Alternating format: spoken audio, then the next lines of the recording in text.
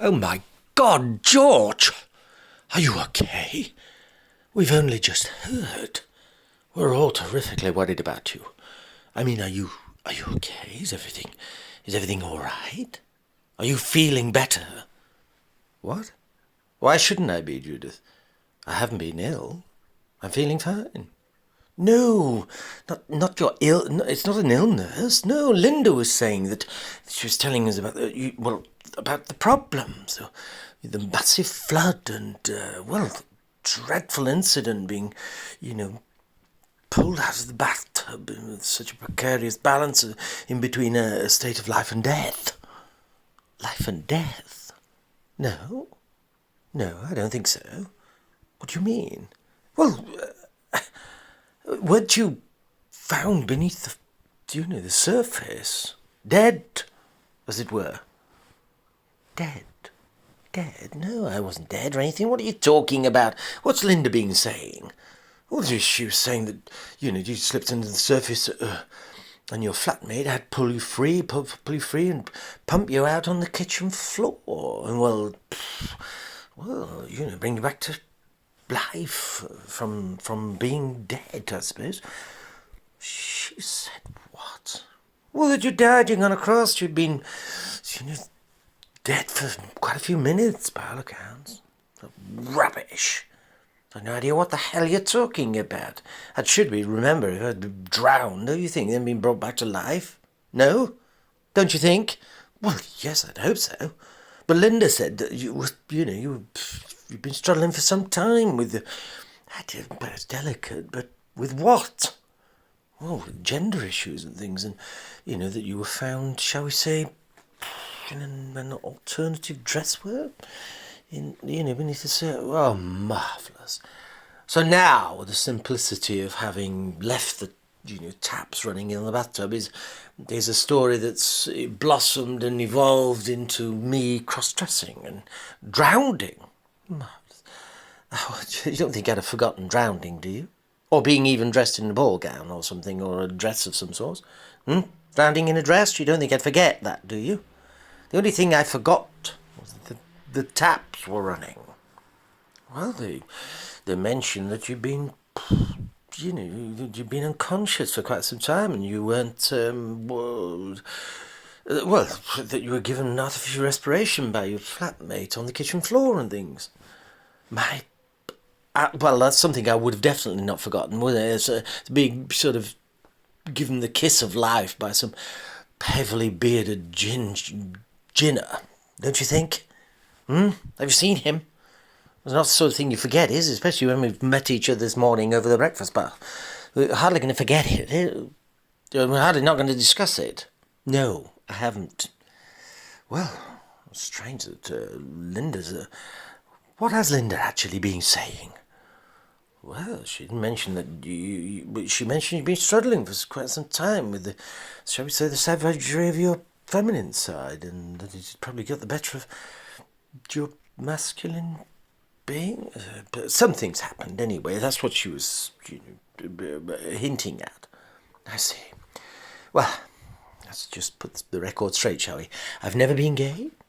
Never will be gay, I don't think. In fact, my sexuality is, shall we say, non-existent.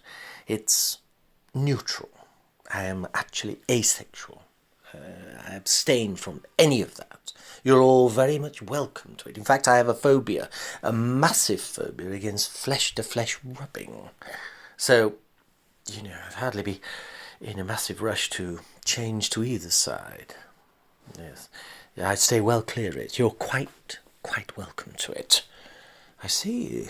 So you weren't under the illusion that, we were all under the illusion that your feminine side was the sort of strongest, savage strangulation type of... Were you indeed? Well, that's marvellous for you to all fabricate in such fantasia. Really, courtesy of Linda, wonderful. Just how many people on the street has you, Linda, and anyone else been blathering to? I mean, do I have to mind myself, yes, this sex-starved, scandal-ridden street that I live on, of old duffers. How many have you told? How many? This bizarre fabricated fallacy. Well, I've mentioned to a few. Good. Marvellous. So that means all the street then. Now, look, it may be a little Freudian, but I mean, a battle between two opposing sexualities within one skin is not unheard of. Well, believe me, and Judith, I am actually neutral, okay? And I am very peaceful with my sexual status quo. I don't want to be either homosexual, heterosexual, or trisexual, bisexual, whatever. I am fine as I am. I've never been more at peace. It's wonderful that all the testosterone drain away and I have no inclination for that sort of rubbish. So there's no truth at all in the none whatsoever. I was just writing a little tune for my goddaughter. I slipped into the subconscious stream of creativity, which, I normally do. It's the sort of thing artists do, to put together a little work. Mine, a little ditty, okay? Okay? Yes, okay. None of what has been taking place, fine. Because people, have mentioned also that you left a suicide note. It wasn't a suicide note. It was a musical tune that I'd written for the goddaughter. It goes, why am I a Mayday fly? One day to say hello, one day to say goodbye. Okay? Why am I a Mayday fly? One day to live, one day to die. Similar to, along those, I can't sing, but it's similar to that, by the way.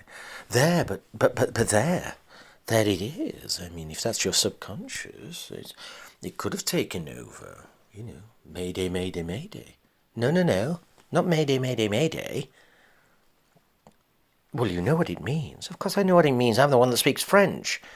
But no, the tune doesn't go Mayday, Mayday. It goes, why, oh, why am I a Mayday fly? Yes, but there's Mayday in there, which is a cry for help. I know it means help me in French. I'm fully aware of that, but that's not the tune. The tune is why, oh, why am I a Mayday fly? Because my daughter, my goddaughter is born on the 1st of May, of course. Okay, so it's a Mayday fly, just a little ditty. Oh my God, where is this Linda machine? I can't believe that she's been spreading this snowball of scandal. Anyway, it's got to stop right now, do you hear? How many mouths have you kissed it across, or regurgitated rhetoric? Blathering carelessly, no doubt. Where is Linda? Where is Linda? Right, if you see Linda, tell her that this has got to stop. This loose gossip. Utter rubbish. Well, that's charming. Is this what we get, then, for showing concern at your welfare? Concern? So far, a blocked little overflow in the bathtub. No doubt through the flatmate's non-stop trimming of his beard, we've got a blocked overflow. Has turned into a massive sexual scandal of mega proportions. So, and I seemingly on the receiving end have been laid tits down on the kitchen floor and pumped out like some old trout, in a sequin ball gown now. And this is concern, I see. And all due to me having some sort of savage sexual side, deviantly held within. Now, one thing I have got held within is a dreadful temper. I'll end up punching someone on the nose if we're not careful. Who else has been town crying this around? Well, come on, who else? Well, Michael, is very, very concerned. All right. I thought as much. Gay Michael. The gay lord of Old H Gate. Wonderful. Biggest trap mouth than anyone could find in Christendom. So listen here, you. If you eventually find these two town criers of extraordinaire, mention to them I wasn't in a ball gown, I wasn't on the kitchen floor, and I wasn't in the bathtub. Have you got it? Have you got it? Yes, yes. Good. So you can relay that to them, yeah? Loud and clear, the message. Right? Yes. Yes, okay, okay. Good. What a pair of gobshies. Traversed doubtless to the four corners of this kingdom to proclaim my so-called perverted personality. Ooh. So you're definitely not hiding. I am not hiding anything. One thing I will let loose is the brutal truth within soon, and that is slapping somebody straight in the kisser. Oh, savage subconscious. I can't believe what's been said. Jesus. Oh, Jesus, Holy Mary, Mother of God. It's you, you're alive. Stop, stop, stop. I have just been talking about this absurdity with Judith. I have never been dead, okay? I am not on a bend of any sort, so I have not been found in the closet, I have not been found in the bathtub, I have not been found in a sequin ball gown, okay? It is just little old me, right? All I did was leave the bath taps running. They went through the light fittings, blew the fuses down at H-bomb's flat and the new girl below. That's all. Now, I am in the process of possibly blowing my own main fuses inside my head if we're not careful. If this scandal goes any further. Well, it was mentioned you've been precarious, the balance swinging from, shall we say, life and death. Dare I say it, male to female? I see. Right. None of this is true at all. Well, Linda, never mind what Linda says. When I get my hands on Linda, there's a good chance of my masculine side putting my hands around her scrawny neck. None of it's real. I haven't been across to the dark side of either death or becoming a gay goth, okay? I haven't been involved in the gay goth fest of any sort. No darkness, no nothing, no shadows. Me. It's still me. Ah, well, that's a shame. But if if you ever should fancy maybe crying on a shoulder pad, then you could always have a little sabbatical at my place, and we'll try and straighten things out. Sexual creases are sometimes quite hard to iron out, but I've had a long sort of experience with this. Right. Well, I can assure you, Leon, that my closet doesn't need cleaning, and my corset, if I had one, definitely doesn't need ironing. Okay? While the offer's there, any time you might find yourself in a desperate situation, or perhaps even destitution, the sabbatical is there. It's available. I see. A sabbatical sexual perhaps? A rent boy, or perhaps even your closet concierge, if there's room. Oh, dear boy, you don't have to sort of get too touchy. Thank you, Leon. Thank you, much obliged. But, shall we just stop with all the actual rolling of a massive scandal snowball, shall we? And tell that to Linda and Michael if you ever find them. Ach, what's now happened, boy? Huh? What's this about you've drowned yourself? Ivan, I have just left Leon not 20 paces away. I haven't tried to drown myself. I have not jumped across to the purple side. Ivan, it is pure fabrication. Active imagination by the gay lord of Hgate. I thought as much. Ah, I told him, there's no chance of drowning you. Why is that, Ivan the Terrible, please? Why? Why? Are you joking you couldn't drown yourself? Jesus Christ, you drink 20 pints of Stella every weekend. How could you possibly drown yourself? You've got a gullet that starts at your gob and runs all the way down to your feet, on both feet. Hollow legs. You couldn't possibly drown in the bathtub. You drink it before you drown. Thank you. Thank you very much. Well, in actual fact, what I was doing, as you say, in my subconscious state, etching out a few lyrics, for a wee tune for the old goddaughter at her birthday. That's all I was doing. So you didn't write yourself suicide note? No. It's the tune. Now listen. If you ever want to top yourself, don't, whatever you do that. I mean, I've advised a lot of people. The best way of doing it, just get yourself quite a big bag of laughing gas and, a bottle of the old and filthy, and you'll glide across to the other side. Oh, will I? Oh, that's good, Ivan. No wonder they call you Ivan the Terrible. Now, keep that in mind. Suicide by Ivan. So, just in case the old savage sexual side does want to top me, don't bother with a blade or a bullet. We'll just suck on a bag of laughing gas and drink down a bottle of the old and filthy. Well, I've helped many across to the other side at many a time. Oh, there's no wonder. There's no wonder they call you the Terrible or Count Dreadful, is there? I mean, who needs the Samaritans with your Christian caress so close to hand, eh? Standing there like a lollipop lady, we can cross to the gates of hell or heaven at any time. Huh.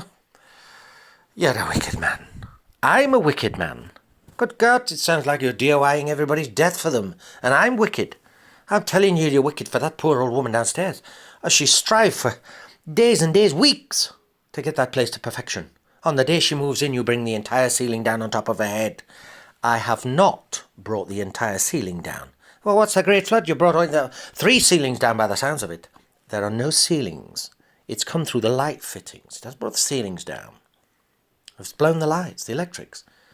Oh, yes, you should be more careful. Oh, well, I must apologise. I mean, accidents do happen, You sat there in subconscious state. You haven't even got the gumption to tell them you're asleep. Oh, you can't win with you guys, can you? Oh, rubbish, you clown. It's no good putting smoke alarms up there. They put smoke alarms in every flat. How can they put smoke alarms? They want flood alerts with you.